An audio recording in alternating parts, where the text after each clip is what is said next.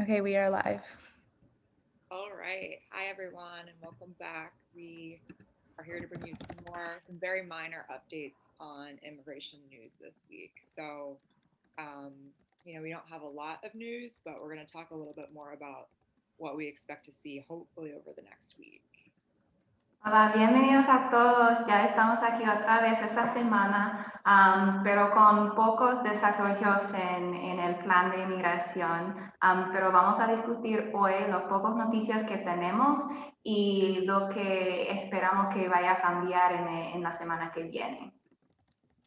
So, I guess the first positive news we have to report is that the head of the Executive Office for Immigration Review, which is the immigration agency, McHenry, he has been fired or let go from that position. So there is a new person in charge of the Immigration Court Agency temporarily.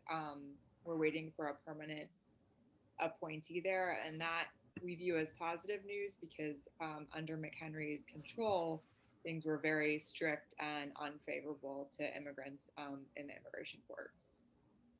Sí, entonces la primera cosa que reportamos es que ha cambiado el director de agencia de las Cortes de Inmigración. El señor James McHenry ya no está el director y él es una persona que pudo controlar como la política y el proceso en la Corte. Y entonces por eso veamos este cambio como una señal positiva, un señal positivo en esta administración, pero vamos a ver los cambios que tendríamos en las cortes.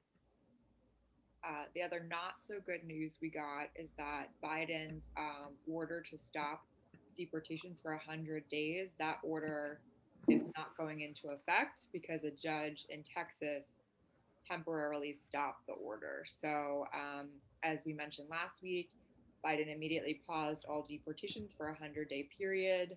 And the judge basically found that he's not sure that President Biden's allowed to do that. So there will be more information from the court.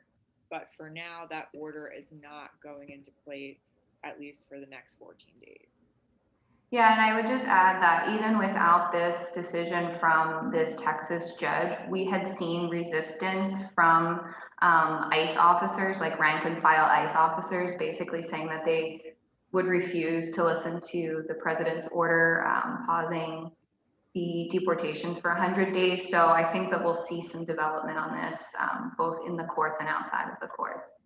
Entonces, una noticia un poquito malo que tenemos es que la vez anterior discutimos una pausa en las deportaciones por 100 días y había una demanda entregada en la corte por el estado de Texas y un juez en Texas ordenó un paro temporaria de esta pausa. Entonces, por 14 días, este pausa de deportaciones no está en efecto.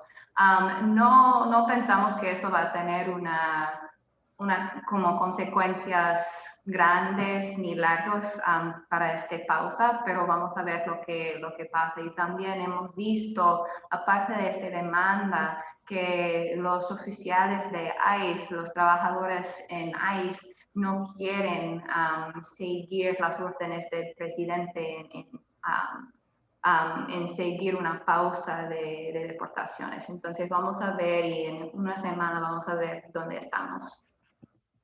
And now for some news that we're expecting next week.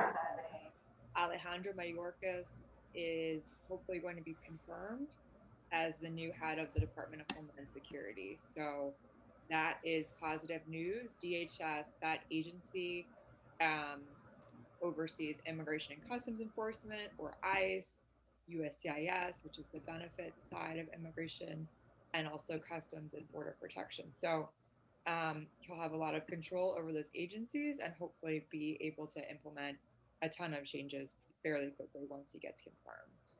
Sí, pero un cambio que va a pasar este lunes es que Alejandro Mayorkas va a estar confirmado como jefe del Department of Homeland Security. Y este departamento está en control de ICE, de USCIS, el parte de inmigración que da los beneficios a los inmigrantes.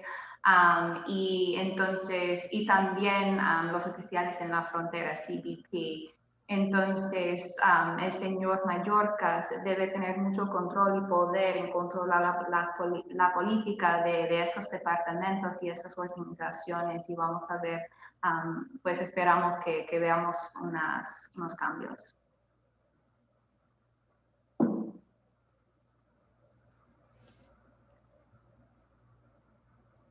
And finally, we were supposed to have Immigration Day today, quote unquote Immigration Day, where the president was going to announce some executive orders, but that unfortunately has been delayed until Tuesday. So hopefully by next Friday, we'll be able to have some updates on those. Kate, I don't know if you have any information on the executive orders that we expect. Yes. Sure. I think my internet is cutting out a little bit. Can you still hear me? Yeah. Okay. So we don't know too much on those. It seems that there's going to be some changes to the asylum rules that have been in place under Trump. So, you know, what we're hoping from that is that there will be more directions on gender-based and domestic violence-based asylum claims, or potentially family and gang violence related claims. We're not sure. That would be the biggest development on our side that could happen. There's supposed to be reevaluation of refugee admissions, which have been super low under Trump, historically low. So we're hoping that the president will evaluate that program and increase the numbers.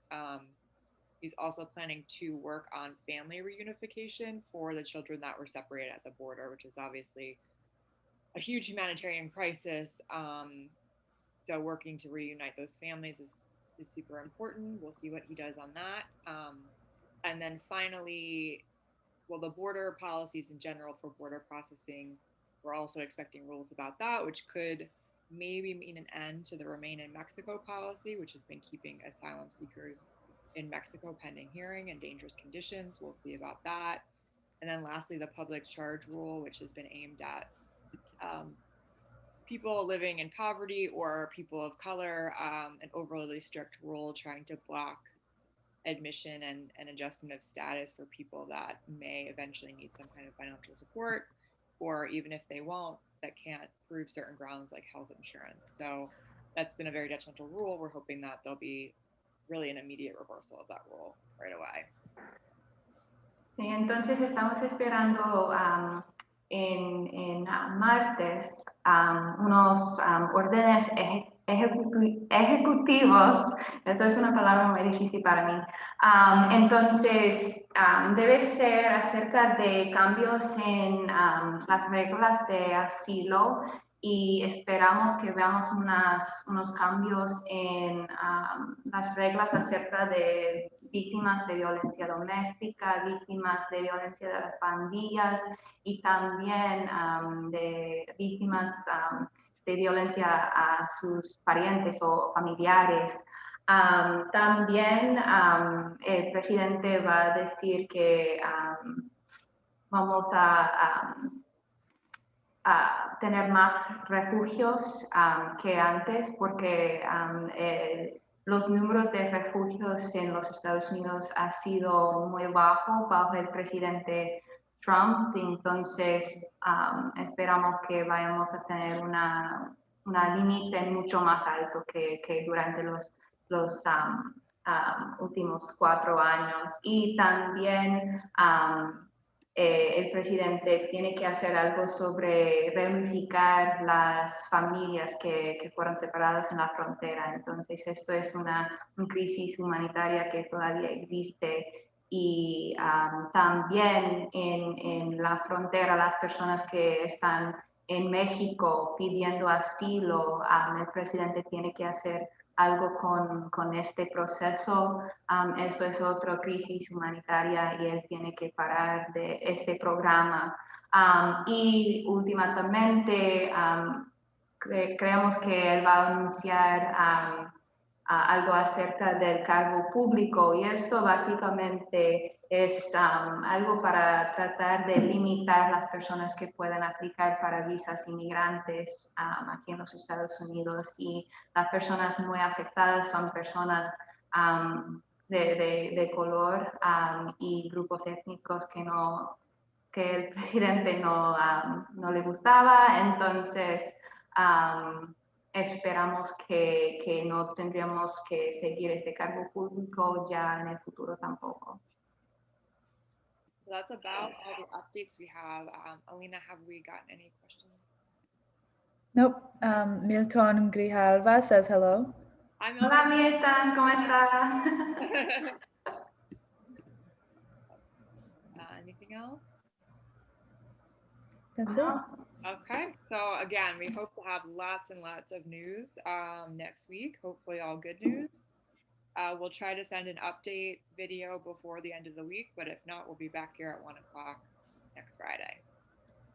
Thanks for joining us, everyone. Nos vemos.